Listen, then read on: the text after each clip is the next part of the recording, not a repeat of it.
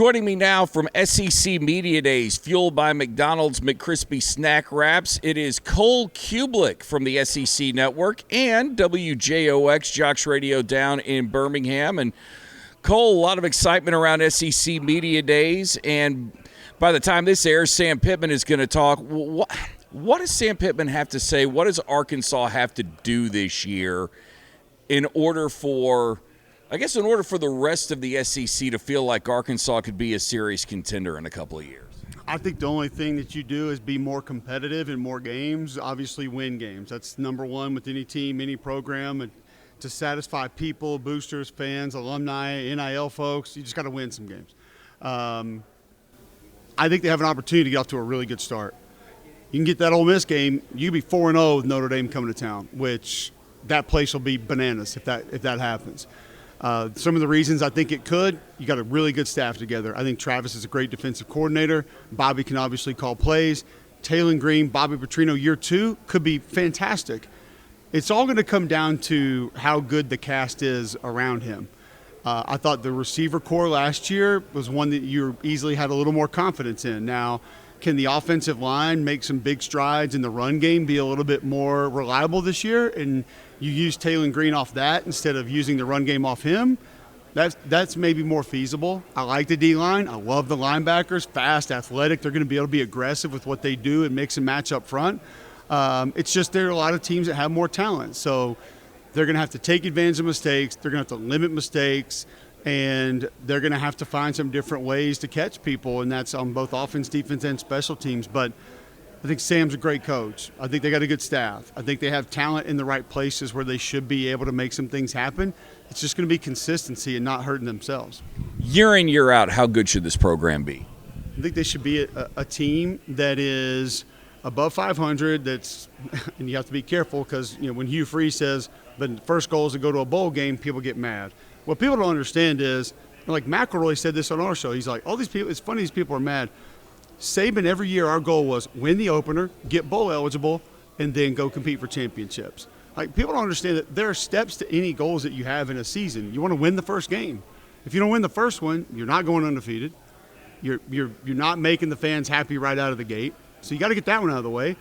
And then you got to become bowl eligible. So that's a midseason goal that you should hopefully have. And then you go on to compete for SEC or national championships. But I think they're a team that should be knocking on the door of competing for a conference title. Some years are going to be better than others. You're going to get veterans back. You're going to have experience back. And then you can make a big leap one year every 2-3 years.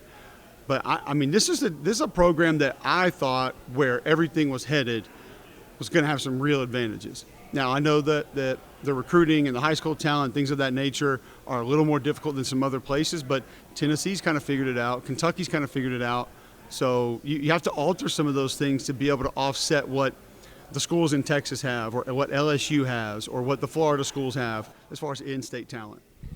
That's an interesting point that you bring up, and you brought up Tennessee, you brought up Missouri, and I think a lot of times we struggle to find that comparison for Arkansas, not just from a single state school and talent, but where should they fit? Like overall amongst the SEC, are they closer to Missouri? Are they closer to Kentucky? Or are they closer more to, say, Ole Miss, Oklahoma? As far as how they have to operate?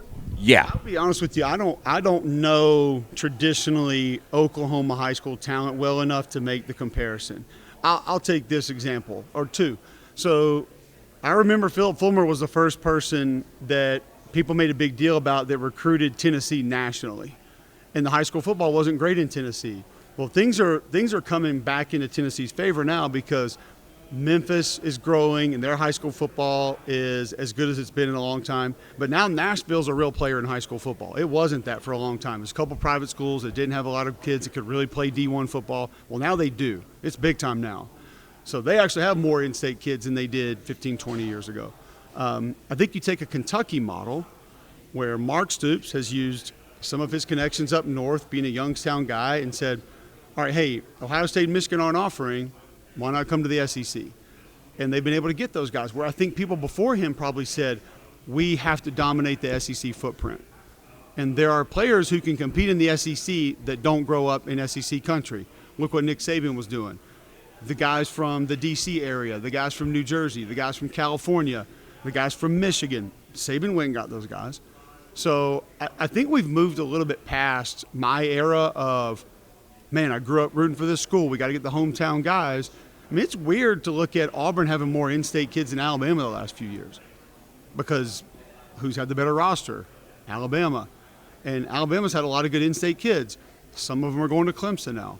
Some are going to Georgia now. Georgia, when I was growing up, I can't remember a player from the state of Alabama that played at Georgia before George Pickens. Honestly, I don't know any. So, but Kirby's like, why are we letting all that talent go other places? So now he's trying to get some of that talent there. I don't think that there is a blueprint. Talking with Cole Cubelic here on 92.1 The Ticket and the 92.1 The Ticket app. Cole is from Jocks in Birmingham. You also see him on ESPN and the SEC Network. So I'm just going to make you czar of any college football program right now, considering the revenue sharing, the money, the transfer portal. The one thing every coach wants is depth and continuity, or I guess the two things they want are depth and continuity. I don't think any coach knows how to get there, but if you were going to build a program now, how would you go about doing it? On a year-to-year basis. Because once again, I don't think – here's one of the problems that Auburn fans are struggling with Hugh Freeze right now. They're looking at the 2026 class, and for your listeners that don't understand, he's in a lot of trouble with Auburn, some Auburn fans, because they're recruiting classes in the 50s, and there's not a lot of kids in it. Well, if Hugh has a good year this year, if you project out, there's going to be 70% of that roster back as third-year players. Number one, that's going to cost a lot of money to retain. And number two, you're just not going to, with where we're going with roster limits, you're not going to have a ton of room to go sign all these high school kids. Because what if you can go get a tight end from an SEC school that is better than any high school kid you can get, but you need him now? You want that spot instead of the high school kid, because he's going to help you win another game or two this year. So I really look at Rick Pitino. I know it's basketball, but he's like, we're not signing high school kids this year because that's not what they need, and he knows it's not how they're going to win. So I think you always have to try to find a certain number of in-state kids. Like, everybody needs fabric guys, glue guys, hard head, dirty work guys. It means more to them. So you always want the kids from Little Rock. You always want the kids from Fayetteville that just they grew up a Hog fan. And they're probably not going to leave. They're probably going to give you more effort. They're going to care more. They'll do things in the community because that's what they wanted to do.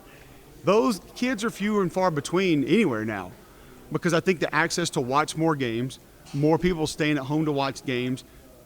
I think there are fewer die-hard fans that are high school football players right now. And that's okay. As long as you're paying attention to it, it's fine. But they're not being drugged to games like we were and like our parents did. And they're not watching one team every Saturday like our parents did. So it's harder to be just a fan of that school growing up now. And like, I know my kids all the time, like my kids are 10, 8, and 5, and my boys are 8 and 5, and they'll wake up one day and all of a sudden, like, they're a Florida fan, and all of a sudden they wake up one day and like they're a Tennessee fan. I'm like, what is happening? But I work on weekends, and my wife can't take them to Auburn games every weekend, so they're not probably going to grow up as much of a diehard Auburn fan as my wife did, because both her parents went to Auburn and her grandparents went to Auburn, and that's all they knew. So there are challenges. I think you do what works for you. And if that means 20 high school kids every year and you can get them and they can help you, you go do that. If it's 15 kids out of the portal, you go get that. What I do think you have to have if I'm building my program, number one is alignment, and number two is an understanding that this is going to fluctuate. We're going to have a lot of veterans some years. We're going to have a lot of young kids some years. And have the understanding of we're going to have to navigate these waters in different ways, because what's the roadmap? There's not a GPS for where we're going. Like, if we plugged in where we're going in college football to Waze, it would just keep calculating, because we don't know where we're going.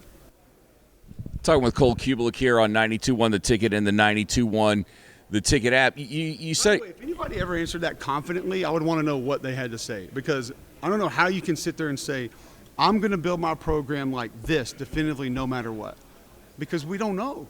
The rules can change tomorrow. And then all of a sudden, what if everybody says there are no rules in NIL? Well, then my number one goal is going to be fundraising to go buy kids. I mean, and I don't care about anything else. Like, if you can get more money to my program, I'll name you head coach tomorrow, because that's right then becomes the most important part. Well, there is no rules in NIL because it's. Well, there is no NIL. It's fake NIL. Yeah. It's pay for play right now. We're trying to get back to real NIL, but yeah, and I think they want to try to have rules that can be at least established and held up, but who knows if we even get that.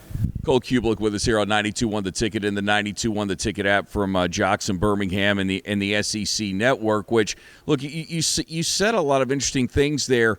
I was kind of wondering, with you guys being in Birmingham, how much do you get an opportunity to talk with Trent Dilfer? And as he sort of accepted, I don't know if accepted is the right word, or any coach that's in the group of five, have they just accepted now that they've become the minor leagues for the Power Four, and that their kids are just going to get stolen every year? We get Trent Dilfer every week in the fall, and it has been one of the best decisions we've made as a show to have him on. And UAB has not been a great football team the last 2 years, but his visits have been informative, eye-opening, entertaining. Greg and I could just talk football with him, and it would be awesome, because he doesn't come in and feel like he only has to talk about his program and his players. Now, he likes to, and he will, but if we say, hey, did you see what Arkansas did on that fourth down? Like, why do they put that guy in motion there? Like, what are they thinking? And I saw that play, and he'll give us this, whatever. But he also gives us a lot of insight as to how college football is working. And he's been very blunt and very honest about people recruiting his players, why his players have left, why some of his players haven't left. It's been cool. I don't know if you remember seeing it, but I think it was the offseason 2 years ago.